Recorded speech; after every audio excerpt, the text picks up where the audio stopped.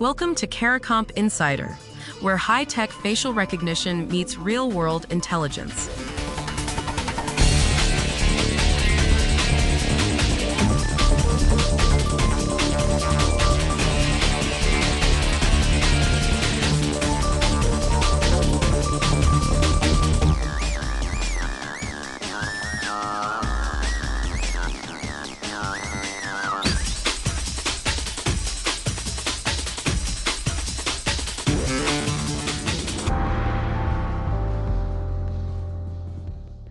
"15 new deepfake bills passed across the United States so far this year. And the total number of states with deepfake laws on the books? It didn't budge. 47 states had deepfake legislation before those bills passed. 47 states have it now. Laws are churning.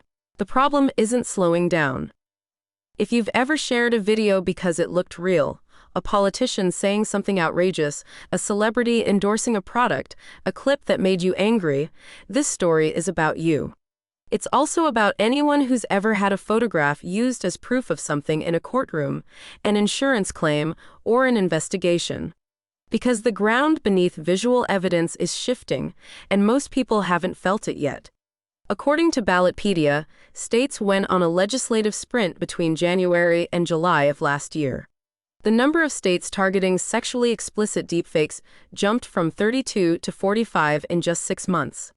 Political deepfake laws climbed from 21 states to 28 in the same window. That's a lot of ink on a lot of paper. And yet, fakes keep spreading, wrongful identifications keep happening, and investigators still don't have a reliable way to tell real from synthetic just by looking. So the question running through everything today is simple. If the laws can't keep up, what actually protects a case? Start with what happened in Assam, India, during this year's elections. According to reporting from Muslim Network TV, a single campaign generated 158 AI-created social media posts. 31 of those were deepfake videos. They showed a Congress Party candidate appearing to act as a foreign agent for Pakistan. None of it was real. Those posts racked up nearly 1.5 million views. And they weren't distributed by anonymous troll accounts. They went out through official party channels and verified government social media pages. 1.5 million people saw fabricated video that looked credible, shared by sources that looked authoritative. That's not a hypothetical threat in a policy paper. That's a real election with real voters, making decisions based on something that never happened. Now bring that same dynamic into a criminal investigation. 8 people in the United States have been wrongly arrested after facial recognition systems misidentified them. 8 people. And the pattern behind those cases points to something deeper than a software glitch. People are so accustomed to trusting technological output that even a low-quality image run through an AI system triggers automatic confidence. A detective sees a match score, and the instinct is to trust it, the way you'd trust a fingerprint hit. But a similarity score from a facial recognition algorithm isn't an identity.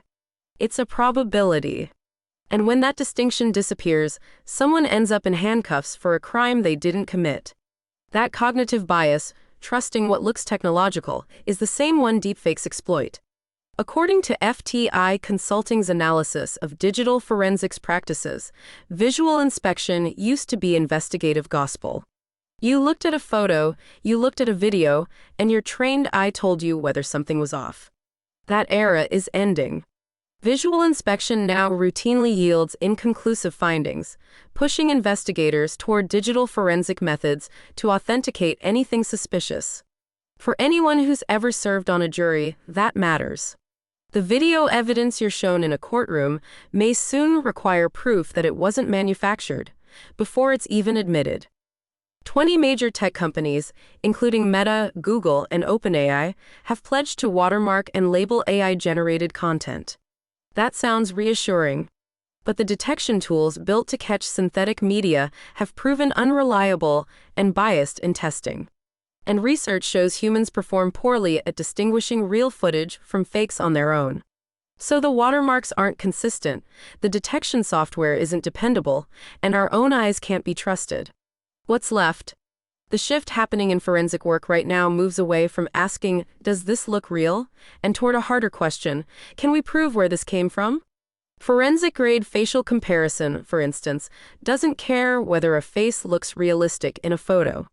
It measures geometric and mathematical relationships between facial features, the distance between the eyes, the angle of the jaw, point-to-point ratios that a generative model can't easily fake at scale.